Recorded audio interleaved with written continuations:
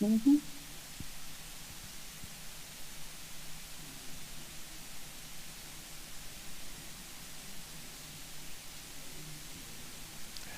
مساء الخير.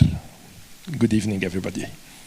It's a great pleasure to welcome everybody here at the auditorium, and we would like to thank our two lecturers, specialists in history of art, directly with us online from the United States, Dr. Sabiha Al Khemir and Dr. Maxwell Anderson. Dr. Al Khemir will speak about dispersed artifacts from Islamic lands and the identity they carry, especially that she is one of the most well-known specialists in Islamic art and works as consultant in Islamic art after having earned a PhD in the field. Dr. Al Khemir has curated several large-scale exhibitions of Islamic art around the world, has consulted for the Metropolitan Museum, and has taught Islamic art at the British Museum. Among the recognition of her work in cultural bridging, Dr. Al Khemir received in 2008 an award from the United States President's Committee on Arts and Humanities. Good evening or good afternoon, Dr. Sabiha. Good afternoon. As per Dr. Maxwell Anderson, he will talk about resolving today's ownership disputes and the cultural restitution. Dr. Anderson has a PhD degree from the Department of History of Art and Architecture at Harvard University. As the former president of the Association of Art Museum Directors, he spent 7 years as a curator of Greek and Roman art at the Metropolitan Museum of Art, and later served as the director of 5 art museums, including the Whitney Museum of American Art and the Dallas Museum of Art. He has published dozens of articles and books. In 2013, he was the founding chairman of the International Association Global Cultural District Network. He focuses on bringing to market artworks lost to history and developing large-scale cultural heritage projects. We're pleased to listen to both of you. Welcome again. I'll give you the floor. We begin, I guess, with Dr. Sabiha. The floor is yours. Later on, we will take all the questions and we will hear your answers. Thank you. Good evening, everyone. It's a pleasure to join you this evening. With my extensive Islamic art projects over the years, I have handled thousands of objects in museums and private collections, most of which outside the Islamic world, across Europe and the United States. For today's discussion, I have selected 4 objects that traveled far away from their place of origin. We will first look at their particular journeys, then explore what they carry in terms of their cultural identity. Let me try to share my screen.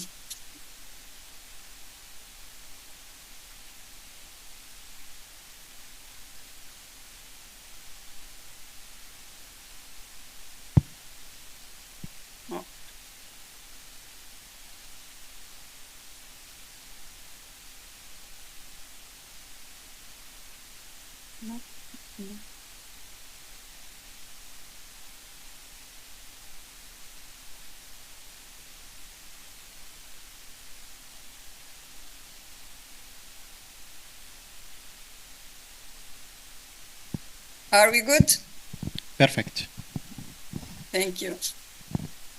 My first object is a 17th century drinking vessel from Tunisia.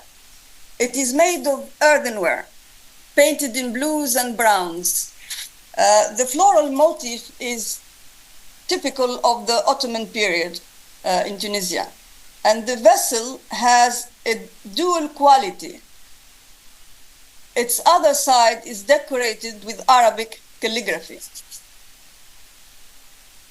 In the 20th century, this vessel was found in the flea market by a Frenchman.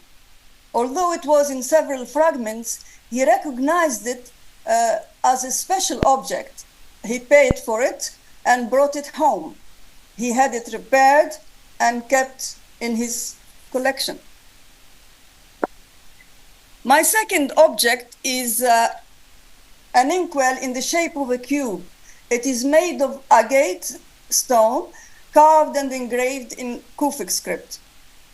The inkwell is attributed to the Middle East, probably Iran. It is now in the Khalili collection of Islamic art in London. My third object is a griffin. It is a monumental bronze sculpture, half bird, half feline. It is now kept in the Duomo Museum in Pisa, Italy. It is known as the Pisa Griffin. It has been attributed by scholars to Islamic Spain, to Egypt, Persia, although now most agree on medieval Spain. The griffin spent hundreds of years on top of the cathedral in Pisa.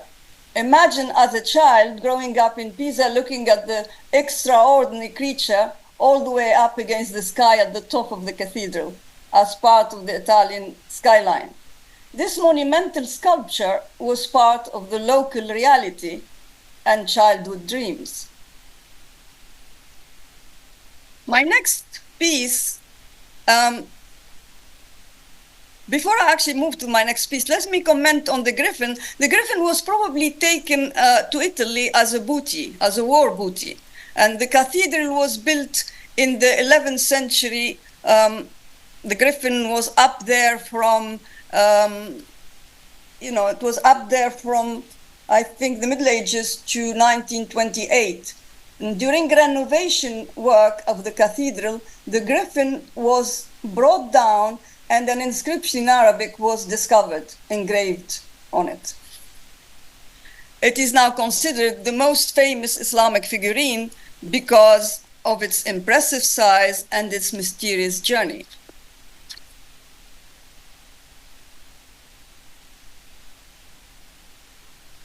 Oh, I'm not.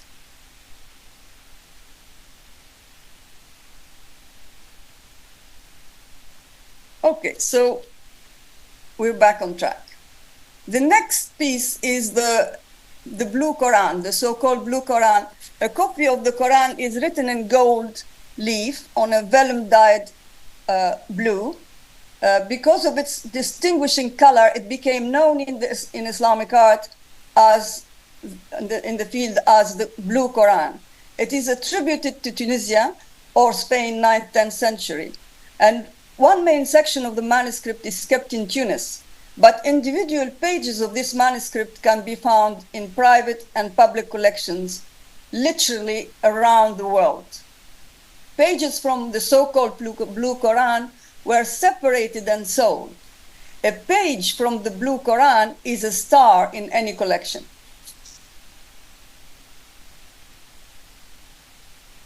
As a student at London University, I was marked by this Quran and its destiny of being dispersed around the world, so much so that I wrote a novel entitled The Blue Manuscript, which tells the story of an archaeological excavation, an international team digging in Upper Egypt searching for the Blue Quran. The fictional narrative moves between the 20th century, when the archaeologists are pressed by the ticking of the clock to find the Blue Manuscript. Its monetary value was the driving force. And the 9th, 10th century, when the calligrapher was devoted to beautifying the word of God and where time didn't exist.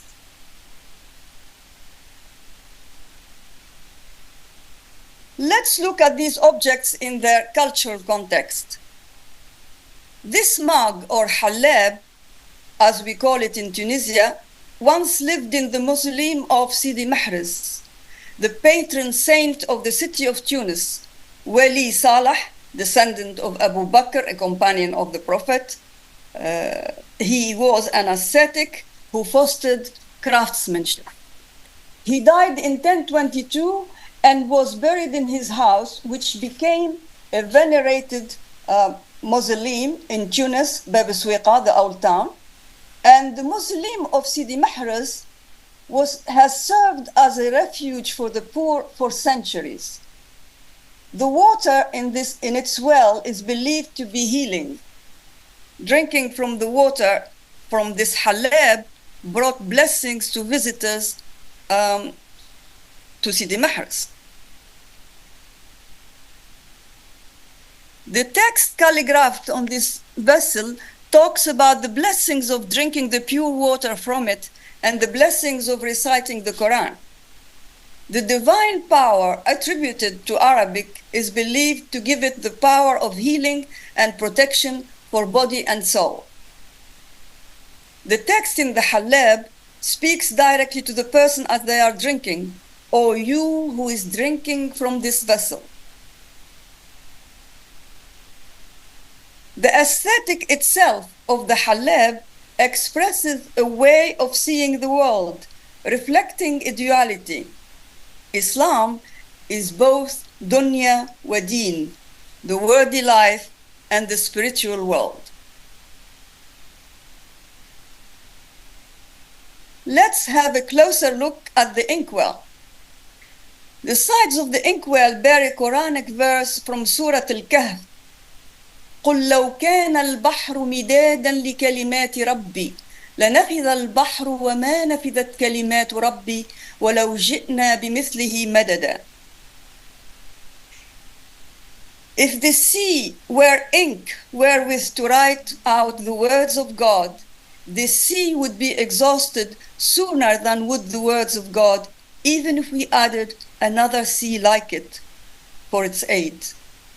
This inkwell encapsulates the central place that calligraphy occupies in Islamic culture.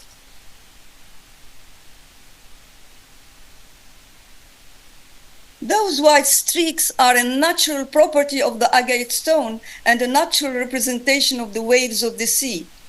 The size of the inkwell itself, 2.7 by 2.7 centimeter, it's tiny. Yet this inkwell reflects the undiluted coherence of aesthetics and the cultural vision behind it. The griffin, this hybrid creature empowered by the strengths of different animals, is an ancient myth inherited by the Islamic world. Such creature was a symbolic guardian.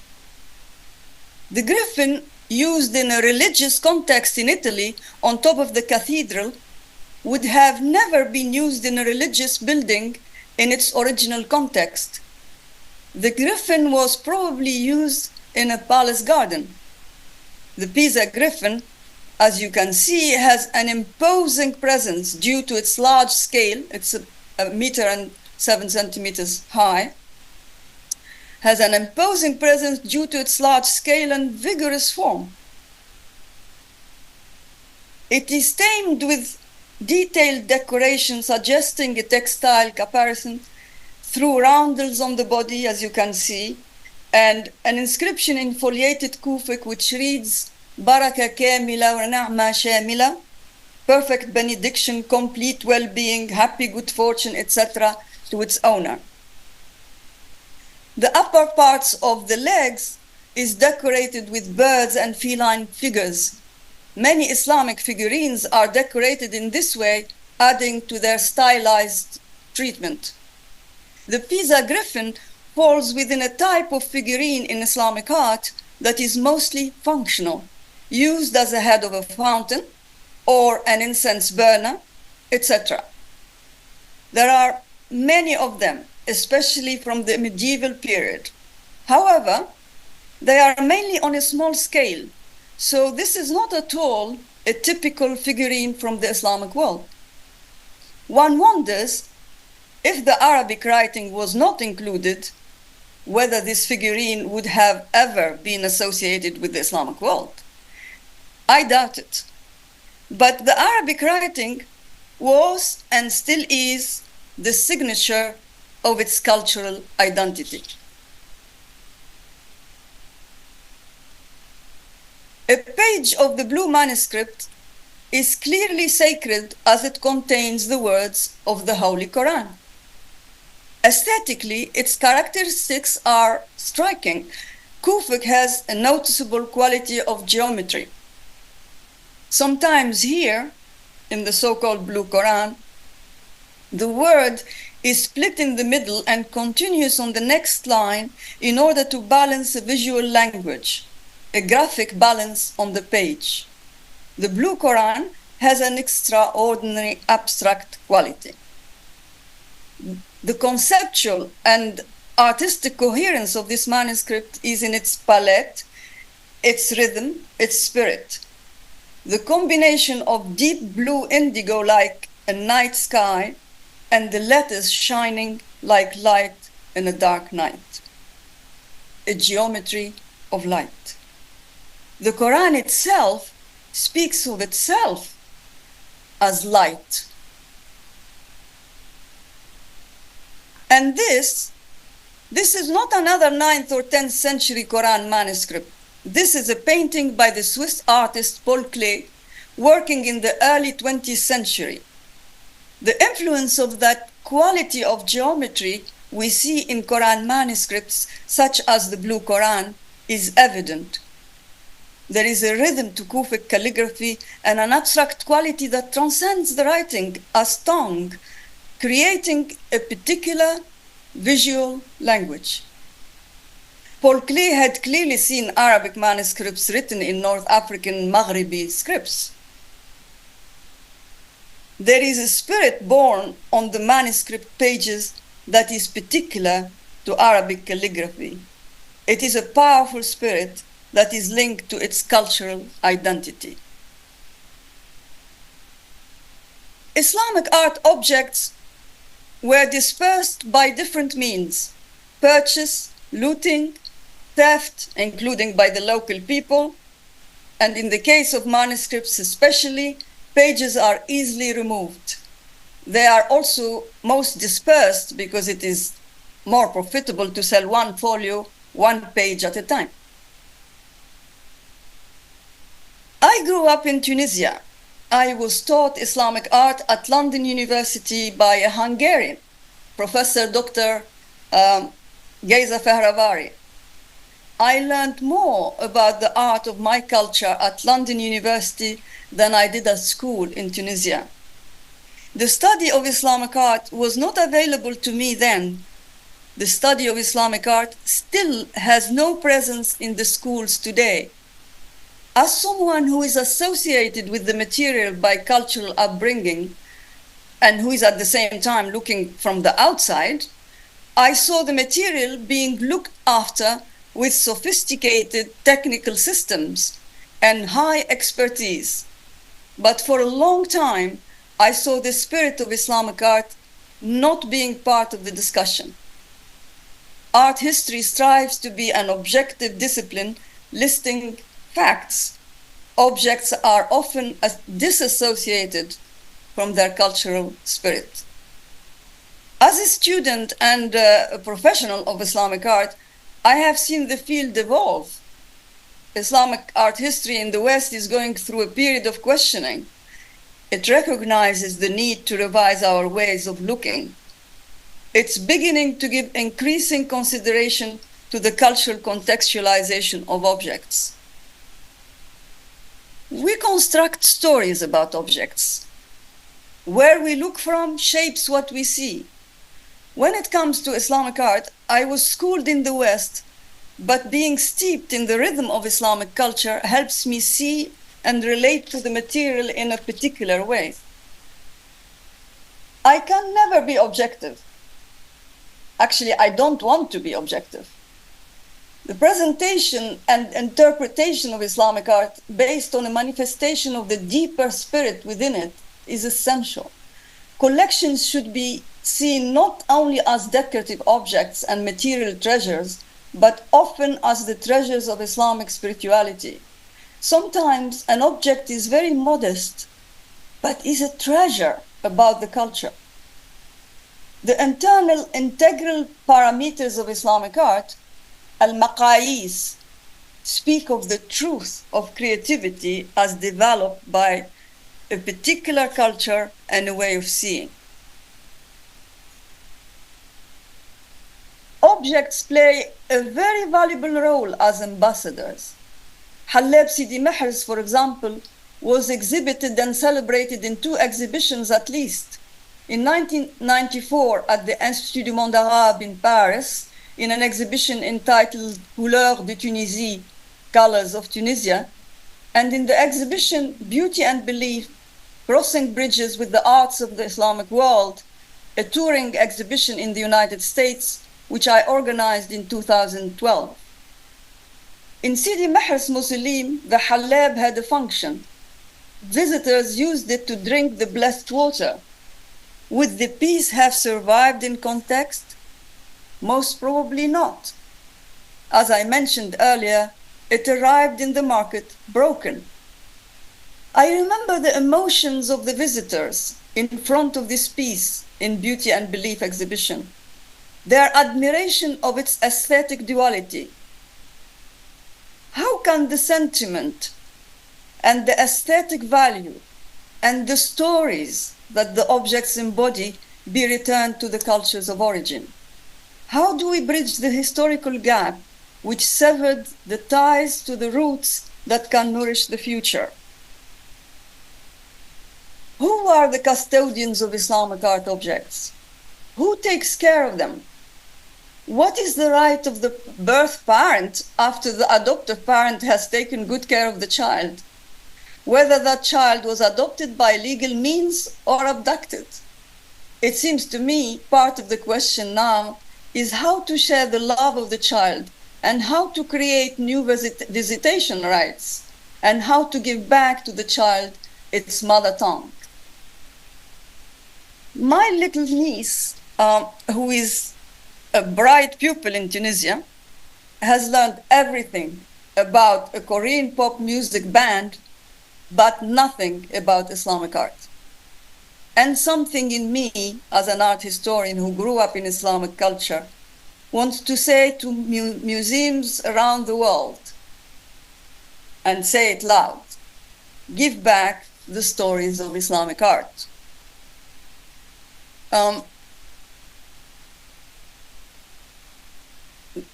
The role of museums in building bridges by spreading understanding is essential.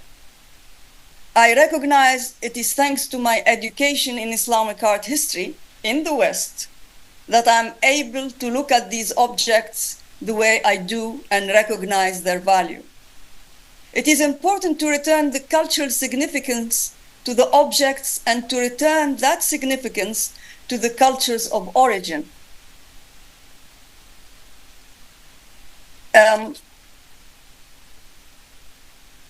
In a way, the objects were not lost, they were saved.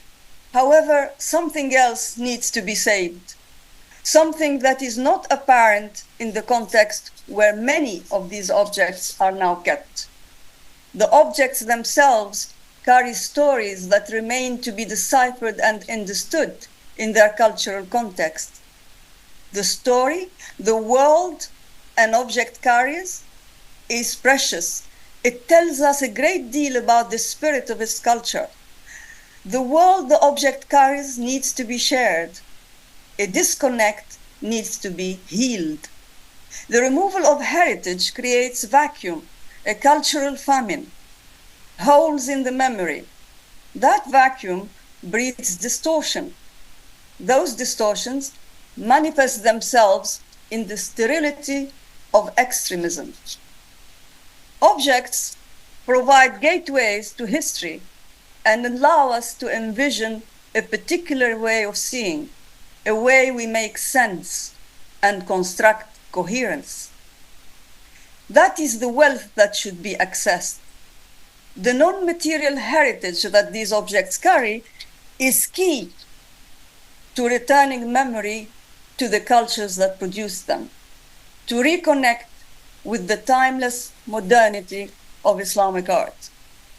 What is needed for this material to become accessible to the people who belong to that visual and cultural language. The people who speak Arabic, Persian, Farsi, Urdu, Ottoman, Turkish, etc. Many of these people, however, don't necessarily relate to the visual language of these objects because of a serious breach in history. This breach is due to, in great part, to colonization and to the removal of Islamic art objects. But even if they were available, connecting with them is not easy. There is a whole aesthetic that needs to be taught at school to make Islamic art visible. It would touch the new generation. It would fill a certain vacuum. It would lessen the need for a radical interpretation of Islam. The object itself doesn't necessarily reveal the world it carries immediately. It needs to be explored. The object may be removed from its place of origin, but the place is still within the object. It might be removed from home, but home is still carried by the object. The question is how to release that home within it. Not just in information on a label in an exhibition somewhere, but how to release it on a large scale that can return the stories, how to repatriate that cultural aesthetic and narrative.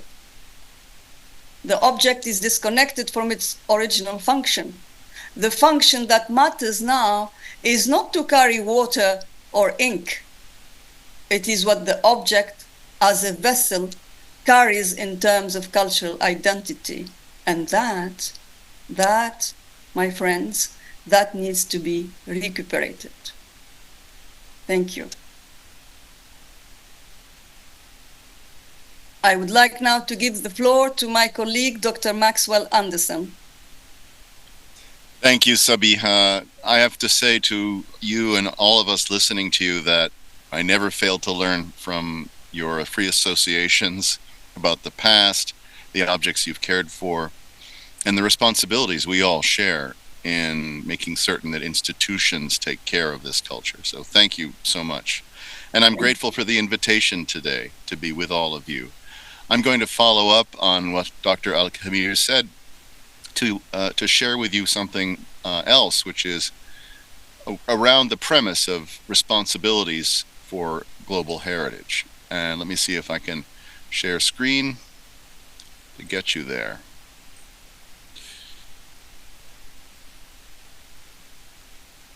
In a few minutes, what I'd like to do is follow up with the premise around how objects are not only ambassadors, but sometimes captives, sometimes make their way from their place of origin to new homes where they may not find the common footing that they deserve or the interpretive strengths that we want them to enjoy. I'll range around the world. I won't limit myself to the world of Islamic art. I want to touch briefly on just a few topics. We have treaties that survive today around the world about how objects are handled and move. We have claims that are now being made and have been made in recent years in the pursuit of objects being returned to their countries of origin. Those disputes can run over the course of decades or even centuries. I'll talk about some recent claims, and I'll close with some observations about the thresholds of evidence that are required these days for objects to be claimed. And lastly, some of the new innovations in artificial intelligence and machine learning that are beginning to have an impact on the topic of restitution. In May of 1970 in Paris was this meeting at UNESCO of the Convention on the Means of Prohibiting and Preventing the Illicit Import, Export, and Transfer of Ownership of Cultural Property. And this is a photograph, faded photograph on the screen showing you that conference. The podium, as you can see on the left, is empty.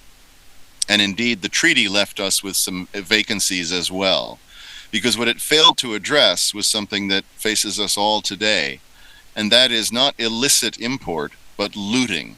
and the disappearance of objects found in the ground that made their way as a function of public works projects, building dams, roads, hospitals, which also reveal over time works of art. They're not covered in this treaty in May of 1970. So the world has struggled since then to figure out what to do to make right some of the wrongs that have endured. All the way back in 1897, the British government sent what they called a punitive expedition to Nigeria, to the site of the Kingdom of Benin. And you see here some images of that moment when some British soldiers at the top left were seen amassing objects from the royal palace of the Kingdom of Benin. They've made their way around the world since then, including to major institutions in the West, like the Metropolitan Museum, the British Museum, and dozens of other institutions around the world. In recent years, there's been an awakening of conscience about the collective responsibility we have for these objects and their eventual need to return to Benin City in Nigeria within the Edo state.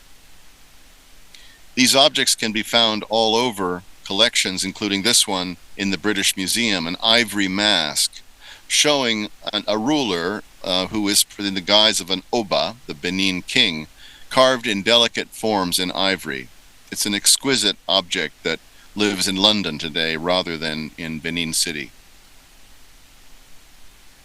The Republic of Germany decided a few years ago in 2021 that they would take all the hundreds of works in their collections and return them to Nigeria. This was a major decision that had an impact worldwide on the conscience that institutions faced in thinking about this. It was followed up by the University of Aberdeen in Scotland, which said it would send back a bronze that it had purchased at auction, which would seem to be a situation that doesn't involve morality, but simply the marketplace. France in 2020 approved the restitution of its works, and several hundred museums in the United States and abroad continue to have work. But where are we today, 3 years later? We're still facing uncertainty, and we don't see these objects returning quite yet because there's a tug of war within Nigeria about exactly where they should go. That's not the case with the nation of Ethiopia in Africa, where the British Museum has artifacts that it has basically kept in storage for over 150 years, where the Victoria and Albert Museum has material on display that its director says must start telling an honest story about. But the Magdala treasure, like the story of Benin, involved looting by British troops. Here in the United States, we face the same challenge with material from all over the world. An example is the nation of Cambodia, where a collection of antiquities at the Metropolitan Museum of Art just a few months ago in December of 2023, it was agreed would be returned to Phnom Penh and leave the collections here in New York of the Metropolitan Museum as a result of research on the origins of these works. Within the United States, Canada, and Mexico, the leading 200 art museums have, since 2007, made a commitment to do research on the archaeological material and works of ancient art in their collections to understand their places of origin and where these objects should be possibly returned to as a function of what that research yields. In Italy, the effort has been somewhat similar based on the strengths of the returns brought by not only U.S. museums but others. And in fact, a section of the National Museum in Rome, here you see an image recently taken of the sign, the Planetario is above it, the original planetarium that was used after it was a Roman bath in the 2nd century, is now the Museo dell'Arte Salvata, the Museum of Saved Art. And within this facility are displays of works restituted, returned from places abroad to Italy. And here the headline reads, "Orpheus and the Sirens are back." The works restituted from the Getty Museum will be displayed in Rome in the Museo dell'Arte Salvata until the middle of October, and then transferred to Taranto. You see these 3 figures in clay on a on a platform in the center of the slide.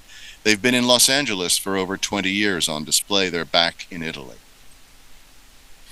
And we also see works of Islamic art that found their home elsewhere, including here a work which is from the palace of the Masud III in the 12th century, from the capital of the Ghaznavid Empire, which is in modern Afghanistan. And this work still is in a German federal collection, even though it was identified years ago as having been looted in the 1980s. So altogether, we've seen the history of looting and objects that have been seized, moved from their original place of origin, and are now in debate about how to return them. To Dr. Al Khemir's point, the issue of how to return is not so simple as it may at first seem, because the objects themselves require not just a home, but also a legal framework into which they can be restituted, which needs to be agreed upon by the returning party and the accepting party. And often those things turn out to be more complicated than first imagined. When I think of cultural heritage, I don't stop with objects. And I have been involved now for over 3 years with a project on the island of Barbados in the Caribbean.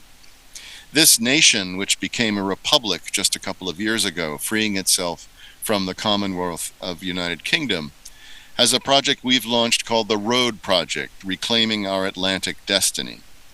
The project is an extraordinary one, involving millions of pages of records that attest to the British trade in enslaved people, starting in the 17th century all the way to the 1830s. You see a snapshot I took in the archives of Barbados with these fragile manuscripts written by hand starting in the 1640s that include everything from records of ship manifests, the names of the enslaved passengers, bills of sale, deeds to property, transfer, and the like, none of which exists in any form other than what you see before you. What we're doing is marshaling the use of new technologies to save the information in these millions of pages, over 20 million pages. And an example I'll show you here on screen is a letter written in 1724, March 28th.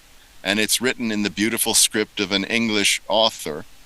But how do we make use of this information? How do we interpret it? How do we take advantage of it? Well, we're using artificial intelligence to read this handwriting. We're accustomed for many years to optical character recognition in computers, which can take typewritten words and read them. But it's much harder, obviously, to take handwritten material, especially that from centuries ago, and convert it into modern language. But here you see the very first cut at how a transcript instantaneously was been achieved from that very page on the left. And this is a magical change, a magical opportunity for all of us to come to understand language and conversation and dialogue and facts that go back decades or even centuries.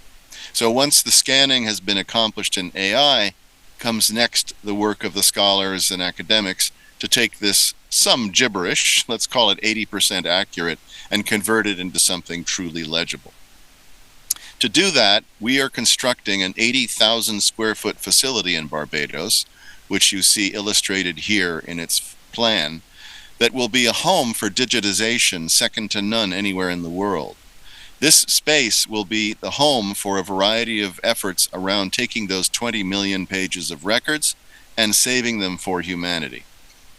The interior of the space you see modeled here will be light and airy, with a space for congregation outside, but the main event will take place in this space, which, as you can see, is an interior courtyard that's empty, but the yellow ring on the left are stacks for hundreds of thousands of manuscripts. The spaces to the right in pink are where digitization laboratories will be, with academics and technicians. We've hired over 110 people, taking those manuscripts to convert them into a digital format, extracting the metadata, and then transcribing them into a legible format. What we hope to do next, once we've completed that, is to build an additional facility, a much larger scale, permanent facility. This is just an artist's rendering of what it might look like, where the manuscripts themselves can live, and where workstations accessible to everyone, from school children to scholars, from visitors to Barbadians, can consult the information both on site and online. And around the world, we see examples of archives that are today struggling with how to take the information that's preserved. Dr. Al Khemir showed us the blue manuscript. There are so many documents of that caliber today locked away in archives everywhere from the Arab world to West Africa, to Asia, to the United States and South America, none of which has been scanned and transcribed in the way that we're forecasting. We look forward to this opportunity to make a space in Barbados equal to that for the purposes of larger research and framework. I want to end by just speaking briefly about some of the challenges that we face as cultural institutions and as those associated with them. Over time, the transport of works that Dr. Al Khemir spoke of from their place of origin to other collections has meant a diaspora of knowledge, of facts, of information, and of course of the material evidence of the past.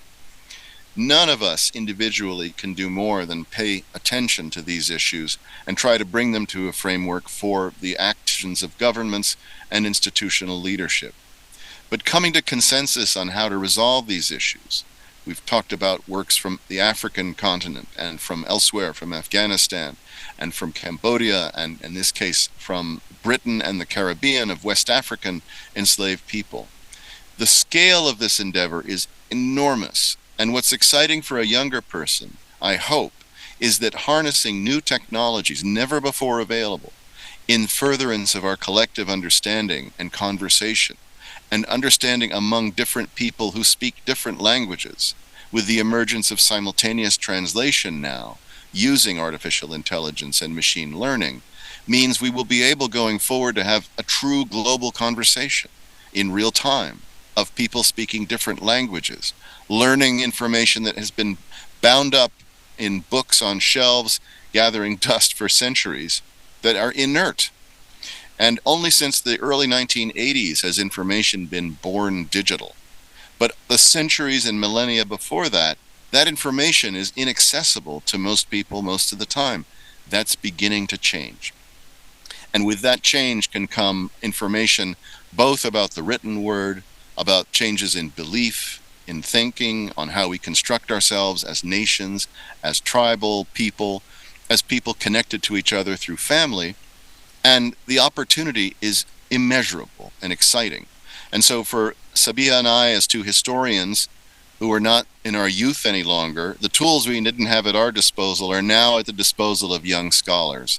And I hope, as she does, that in the months and years to come, the innovations that are exciting a younger audience, a younger generation, can be harnessed and used to change our world, to open dialogue, to look at works of art more responsibly and how to steward them, to think about the shared information and shared cultivation of our past, and look towards the future in ways about the past that are entirely fresh and modern. Thank you very much.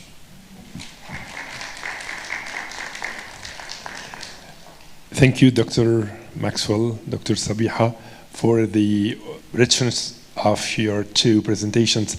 We will give space to questions, and then later on we'll give you the floor to answer them. Then we have the microphone is. Thank you for this very, very interesting presentation. Of course, the subject that you are addressing, Dr. Sabiha and Dr. Maxwell, is one aspect of what Sheikh Hamay Al-Khalifa launched already with the association called the Antiquities Coalition. And we had already 2 seminars in Bahrain about the situation of trafficking of objects, about the authenticity of what is found, about the looting and the return. So for all of us here in this room, we were really captivated by the importance of the themes, the quality of the objects that you have found, either Tunisia or other places, or the blue manuscript. I think, and you are right, that the Convention of 1970 was not totally responsive to the situation. But the awareness which happened about this very important topic of restitution of objects, return of cultural properties in Benin, in Cambodia, in Italy, I think it started with the war in Iraq. And I remember having been with Neil MacGregor, the director of the British Museum, with John Russell from Massachusetts Institute of Art, with Roberto Parapetti, with the chief of the Japanese archaeological mission to Baghdad, only 15 days after the fall of the Saddam regime. And we have seen the shelves of the Iraqi museum nearly empty, with more than 15,000 objects disappeared. So I think this was the shift, and we have seen that Metropolitan, Getty Museum started to return the objects to the country of origin. So you are really raising so many questions. I want only to ask one question to Sabiha about what is the support of the blue manuscripts. And for you, Professor, do you see now the arrival for people like us already having a certain age, the arrival of the new technology with the artificial intelligence? Are you thinking that this will help also the difficult question of the return of the objects? Thank you.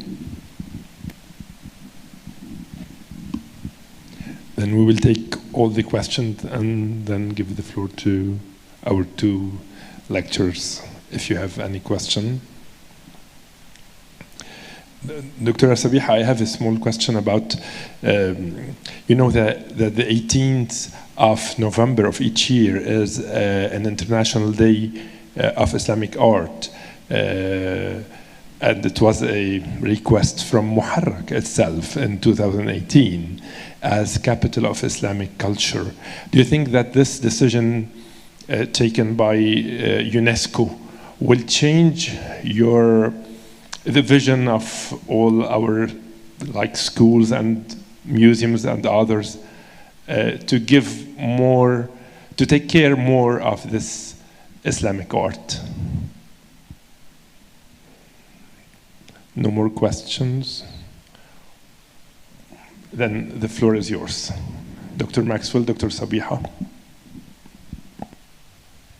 I'll start with the last question, which is, it's a great thing that November was made the month of the year for Islamic art. I was aware of it, and such a great initiative.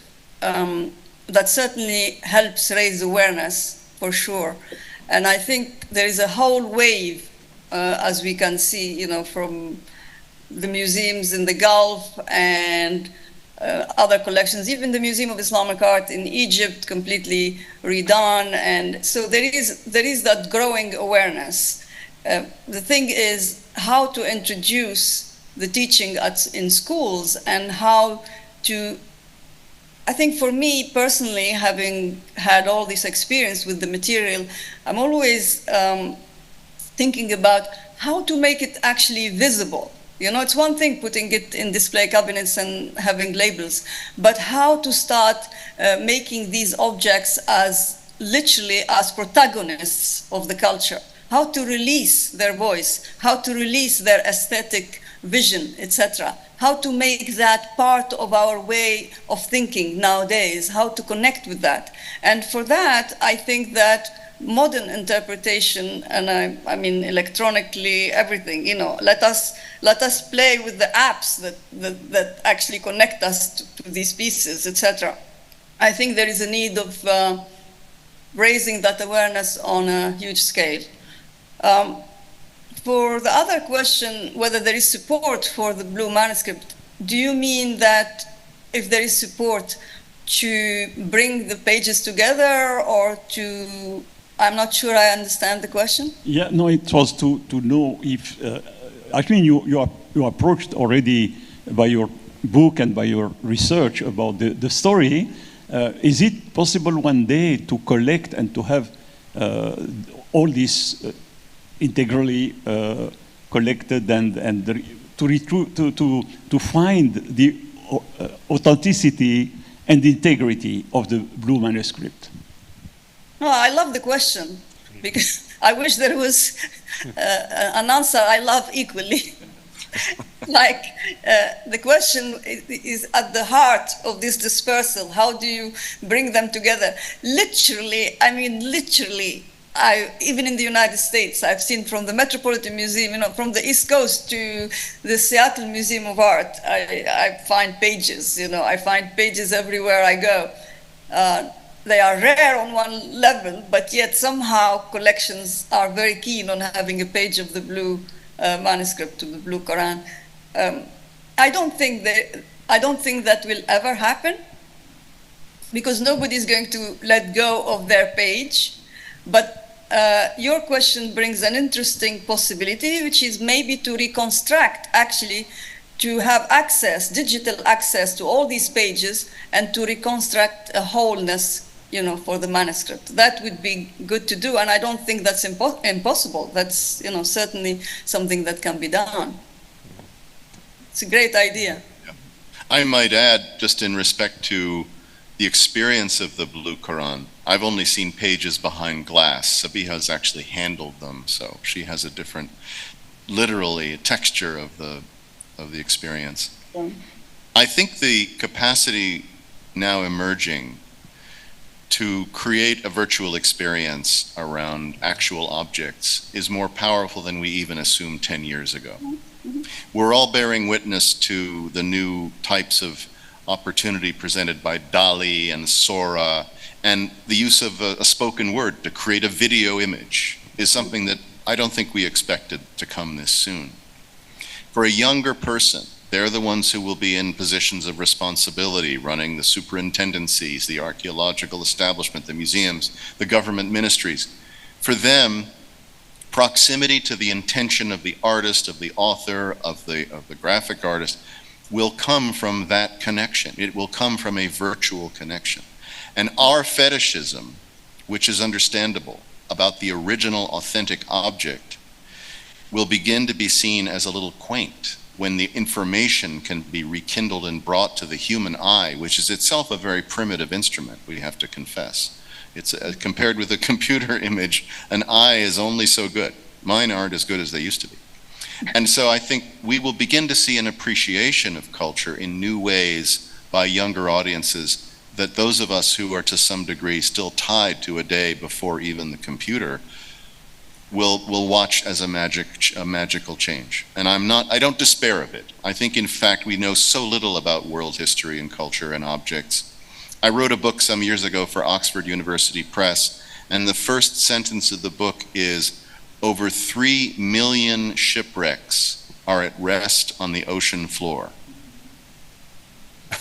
What do we know about the contents of those ships? Nothing. So the world is going to be changing and augmenting and adding experiences both through technology, through personal encounters, through experiences in museum display cases. But I think the prospect of its being more exciting to a younger generation is very real. Absolutely. And I would say that, well, I'm not very much in a linear time, the older and the younger generation. I think there is a responsibility of actually releasing the material in its, the voice, what it can tell us, the spirit. I mean, I'm not being an objective art historian here, but literally releasing the spirit of the material. And that can be done virtually. That can be, it's not just the object itself and whom it belongs to. That's why I was mainly talking about what the object carries in terms of culture, in terms of way of seeing the world, a way of being. There is a coherence to that I find very powerful. And I feel that's the loss.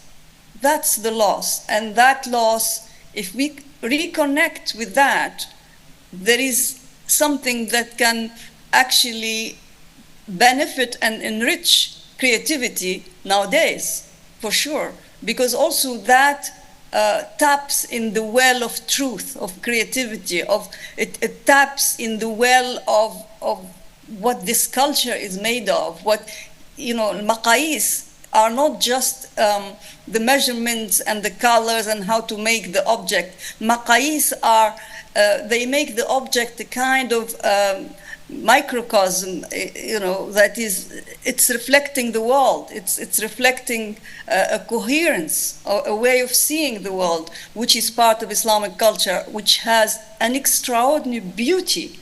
And it is that beauty that really, really we need to tap into again. Thank you both. I have a question that I'm actually not quite sure how to structure, so please bear with me because these questions are, coming together in real time. You've touched on the legal framework for the return of objects that have been found elsewhere or abducted or have no clear provenance. And you've also touched on the potential of technologies for transforming the accessibility. And that really does transform the landscape in giving us access to that information.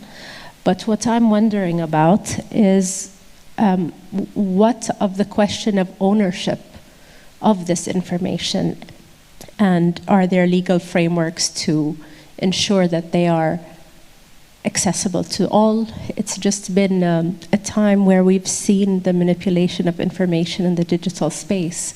So I was just wondering what your thoughts, your knowledge, your background is on the other part of the accessibility, which is the ownership.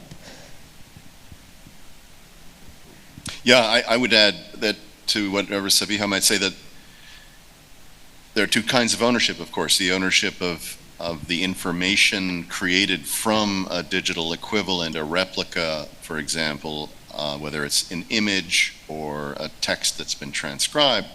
And then there's the copyright question internationally around who has the right to access that and in what ways.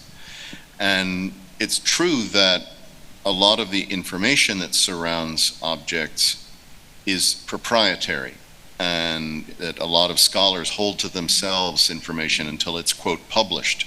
But the very word published is losing its original meaning because it used to be a paper-bound, leather or a cloth-bound book, and that was publishing. And that's no longer the default. The default is electronic publishing. So the question will become one of when an author deserves credit, when an institution deserves the right to restrict access, when the public should have access, and these are multivalent questions that can't be answered simply. I think in general I tend to favor the premise that information should flow freely, especially that about culture. But there are many who are jealous guardians. The British Library has many, many pages that haven't even been digitized, and those that are digitized aren't accessible online. Whereas other projects like the one we're doing in Barbados has the intention of making these freely available. So I think it's going to be an evolving question rather than one I could answer easily. But it is definitely starting to change, that access to virtual images is better now than it was 10 years ago, for sure. You could actually get images of objects, and I'm not going to mention museums, but a number of museums would give you access freely to certain images and so on. So I've been in a position requesting that and have been able to get that material free. So I think it's definitely changing. The last question, I guess. Hello, my question is mainly for Dr. Sabiha, and maybe it kind of concerns the idea of releasing the spirit. I find that idea is a very interesting one, especially through artifacts and objects. Again, because I'm creating the question on real time, it's maybe multiple questions, but I'll put like headlines and you can discuss it. I'll pick whichever one that you like. So the idea of releasing the spirit of the object, let's talk about the vessel that you've put in. And the way you said this is reflective to the Ottoman Empire, and you look at the writing and how the writing has a healing quality and so on. You can think of the writing also has these cultural pre-existing mystical beliefs of the Islamic culture that not necessarily is present in today's society, or is present in a very, let's say, hidden doors, okay? But it's not in the collective societal culture and the role of that in our education. Plus, I feel like the real problem with the Arabic history or the Islamic history is the widespread of the geographic space of it and the multiple layers that exist in every place. Tunisia would have a different one, Egypt would have a different one. For if you think of, like, for example, Egypt, because I have more recent memory of that, these things would be related to the Roman Empire, to the Greek Empire, to ancient Egypt. These things do have a certain line and certain things. So when we're talking about the release of the spirit, in our context, I would put it in parallel to the Greek mythology. Would it be a way of opening up Pandora's box or not? So I just dabble with any of these lines and think of it however you want to think it, and hopefully we get an interesting answer. Very interesting question. Very interesting. When you say the Islamic world, we're talking, well, up to 1492, from Islamic Spain to Indonesia. So the diversities are endless. The name of Islamic art itself is problematic. Well, some people find it problematic. I actually don't find it problematic, and I dare to say so. Because the connecting thread to these far-flung reaches of the Islamic world is Islam and Islamic culture and a way of thinking in Islam. Now, back to those rich regional diversities, and even in the language itself. I remember the first time I was in Cairo, I was telling a story for a long time, and which I thought a funny story, driving to the punchline. And when I said the punchline, people who were listening to me, nobody laughed because they understood nothing from my Tunisian dialect. And so that diversity is so huge, but there is a connecting thread, and that connecting thread is interesting to explore, as well as that local diversity. So if you take Halab Sidi Mehrez, for example, which you referred to, Halab Sidi Mehrez, in its local context, linked to the mausoleum, etc., has a whole mentality, of how people relate to that place, and there is that. And by exploring the spirit, I'm not talking about an anthropological approach necessarily, or even historical. I'm talking about literally creating an encounter with the object, whereby, for example, the Halab, when you have that has the writing inside is actually upside down, written upside down, but it is the right way up when the person is holding the Halab to drink.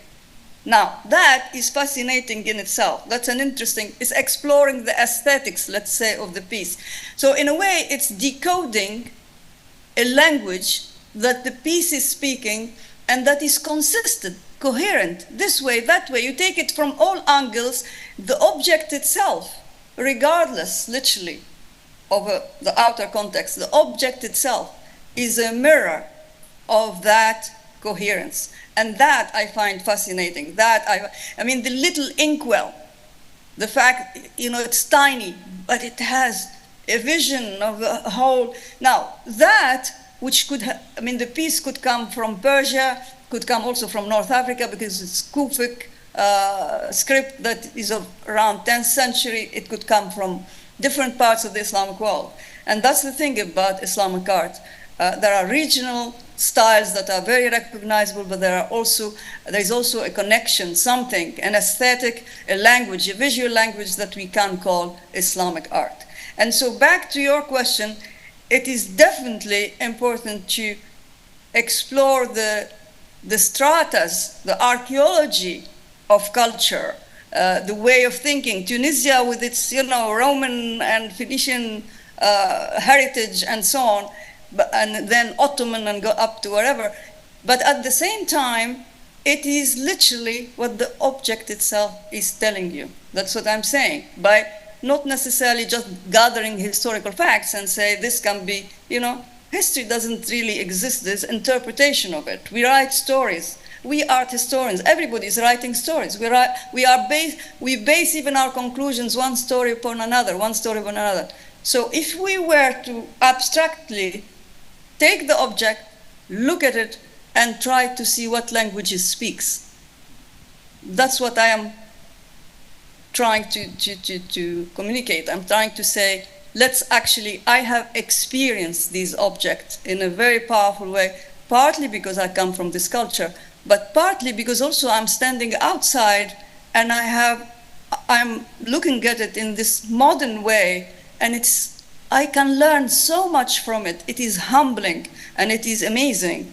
And that can be shared in particular contexts, whether it is Egyptian, Tunisian, etc., but can also be shared in the overall global context of the Islamic world, as well as the bigger context of humanity. Thank you again. Thank you. I wanted just to say that there is a new program launched in Florence 2-3 years ago called Luoghi Parlanti, the places which are speaking. And it is exactly this kind of approach that you are developing. Thank you. That's very interesting. Thank you. Thank you again for being with us from abroad, thanks to the technology again. And looking forward to receiving you here in Bahrain soon, inshallah, at Sheikh Ibrahim Center. Thank you again. شكرا للجميع وإلى اللقاء. شكرا جزيلا. Thank you. Merci beaucoup. Thank you.